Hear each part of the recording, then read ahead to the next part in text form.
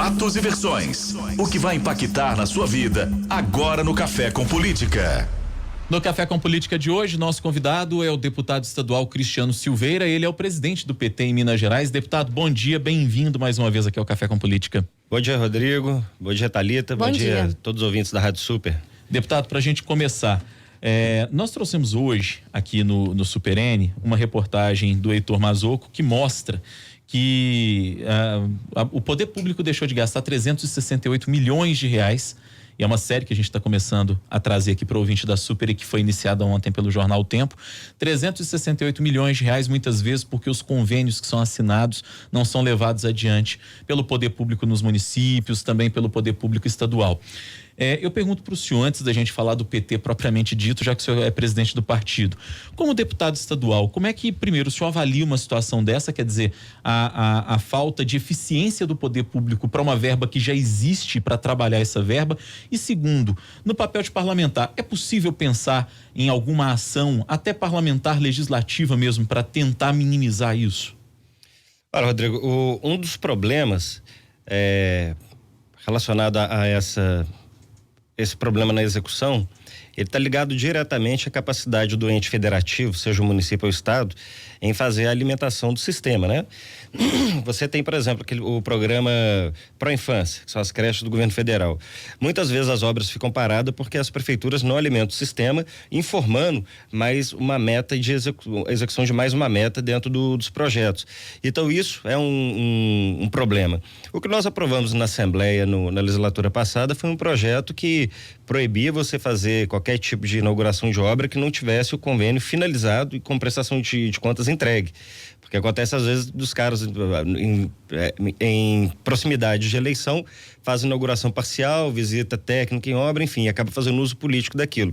Então a gente, claro, né, no papel de fiscalização, acionando os órgãos de controle, como o Tribunal de Contas, o próprio Ministério Público, para que se exija as providências que esse ente federado termine a execução, mas por outro lado a capacidade técnica também dos gestores públicos em alimentar o sistema conforme está previsto nos convênios. E quando essa capacidade técnica falhou? Porque a gente vê isso de muitos anos, não é de agora, não é do ano passado, mas de algumas gerações já, né, deputado? Pois é, então eu falo que quando você assume o governo, ganhou a eleição, virou prefeito, você tem que escolher bem a sua equipe técnica. Existe o componente político, que o cara ganha em cima de acordos políticos, ele quer depois contemplar essas pessoas com seus espaços e acaba abdicando da questão da capacidade técnica da gestão.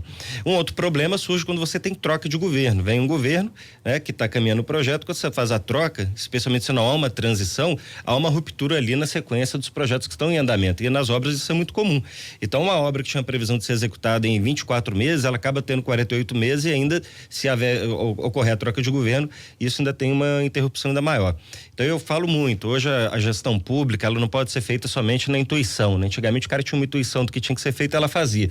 Você não tinha tanto o mecanismo de controle, fiscalização, regramento técnico. Quem está se colocando a ser candidato a prefeito aí para essas eleições e governar a partir do ano que vem, não pode descuidar dessa questão da capacidade técnica, alimentar sistema, olhar os convênios, ir a Brasília, conversar com os órgãos que estão na ponta da execução, né? Essa é a minha opinião. Eu já fui vice-prefeito, secretário municipal, então eu compreendo um pouco como é que isso funciona, né? Deputado, falando um pouquinho agora a respeito do PT, nós temos a perspectiva de que neste ano eleitoral, ano de 2020, o ex-presidente Lula, que tá livre, ele possa fazer caravanas aí. Minas Gerais seria um estado em que novamente ele retornaria para fazer uma caravana. A partir de quando começam essas caravanas do ex-presidente Lula com vistas às eleições deste ano, e quais seriam as localidades prioritárias por onde o presidente poderia seguir? Olha, o presidente, ele está inteiramente à disposição do partido para participar das eleições, caminhada, subir no palanque, gravar vídeo, estar presente nas campanhas. Eu acho que a agenda do Lula, como ela vai ser muito disputada, eu imagino que ela deva priorizar os grandes centros, aquelas cidades onde há o segundo turno, e aquelas cidades onde você tem transmissão de rádio e de TV. Então, acho que a agenda dele vai ser um pouco norteada por esse critério. Mas a gente tem um compromisso do presidente Lula em fazer gravações, tirar fotografia com os nossos candidatos. A imagem do Lula pesa muito, né? Uma imagem muito forte, né? É hoje a principal liderança de esquerda no Brasil.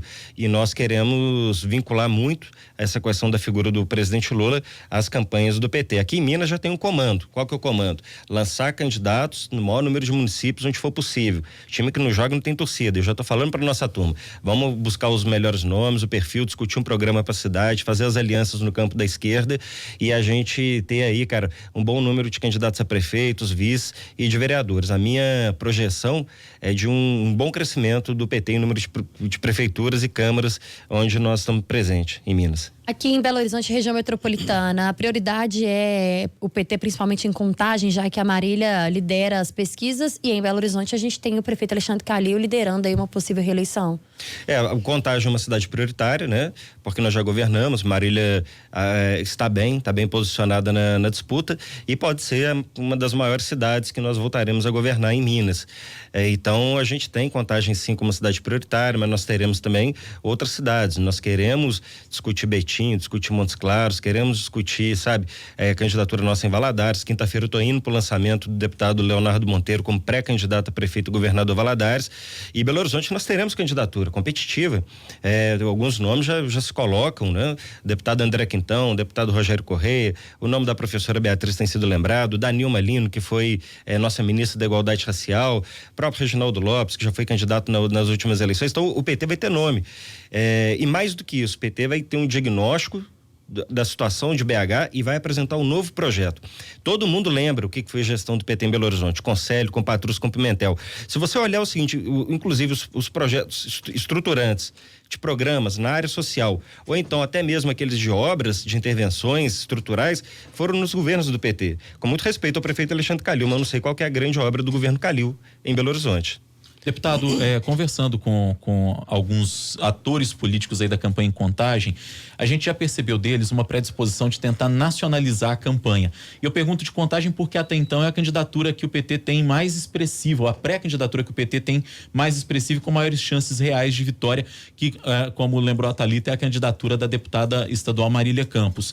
E eu pergunto para o senhor, o PT está preparado para essa nacionalização da disputa, para levar a disputa, por exemplo, de Contagem para uma questão que envolve Lula versus Bolsonaro? E qual a estratégia do partido diante disso? Olha, essa questão do contexto nacional, ela pode surgir, mas eu tenho dúvida se o eleitor vai tratar isso como prioridade na hora de definir o seu voto. Eu acho que o eleitor, em Contagem, em qualquer outro lugar, quer saber o seguinte: quem tem condição de resolver os problemas do meu município, da parte estrutural, do problema da saúde, da educação, da segurança, para gerar emprego, retomar a economia. As pessoas querem saber isso, quem dá conta de resolver os problemas da minha cidade. O debate nacional, nós estamos muito preparados.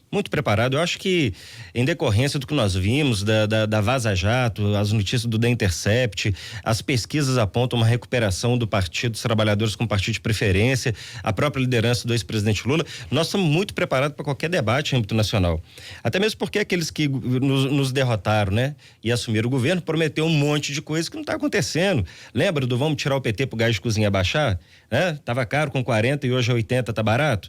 Vamos tirar o PT pra gasolina melhorar o preço? Tá barata a gasolina hoje, quase R$5. Na época batia a panela com a Dilma 2,60. O número de desempregados não aumentou, a empregabilidade não aumentou, a empregabilidade do emprego digno. O que aumentou foi a informalidade, né? Os trabalhadores precarizados, cara que trabalha hoje no aplicativo 12, 16 horas sem cobertura e seguridade nenhuma, e eles tentam sofisticar, falando agora são os empreendedores. Não são, cara, a vida desses caras tá muito difícil. Então a gente precisa também fazer esse debate da relação do novo mundo de trabalho. Então o PT tá muito preparado. Eu acho que, de novo, as pessoas lembram o que era o Mais Médico, farmácia popular, a rede SAMU, restaurante popular, Luz para Todos, Minha Casa Minha Vida, a meninada toda estudando, as creches do Pro Infância, e eu poderia ficar aqui o programa inteiro falando dos grandes feitos do PT.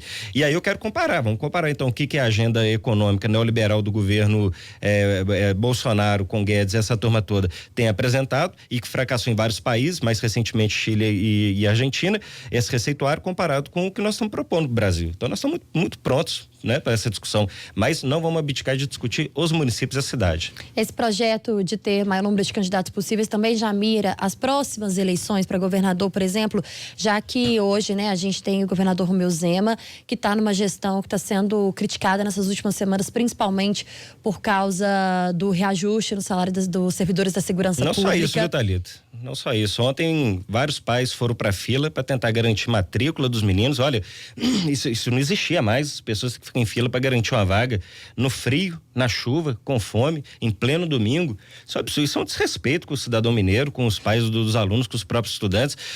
Criar aí um sistema de matrícula, de vaga, virou uma bagunça. E com isso você atrasa designações, você não sabe quantos professores você vai precisar em cada lugar para você poder contratar, designar. Há impacto no calendário escolar. Então, assim, uma bagunça. Tem greve também programada para partir Programado, claro, o governador Zema na campanha falou, não, nós vamos cumprir a lei do piso, né? Manda para a Assembleia um projeto de reajuste para segurança, merecido, acho que todo servidor tem direito de receber um salário digno, mas por que só para segurança? Que vai dar em mais de 30% nos próximos 3 anos. E os demais servidores? E aí o professor, qual que é a situação do professor? Os outros servidores não é muito diferente, mas o professor, 25% da categoria não recebeu ainda 13º, recebe parcelado, não cumpre o piso e vê um projeto de recomposição para uma determinada categoria e a turma da educação. Então tá correto, tem que ter greve para o governo apresentar uma proposta. Qual que é a proposta? Não só, eu conversei a semana passada com os 20 sindicatos que representam o servidor público estadual. A turma tá instituindo um fórum e eles querem saber, então tá bom, parabéns, está indo aqui para segurança, mas o resto do funcionalismo, do serviço público do estado,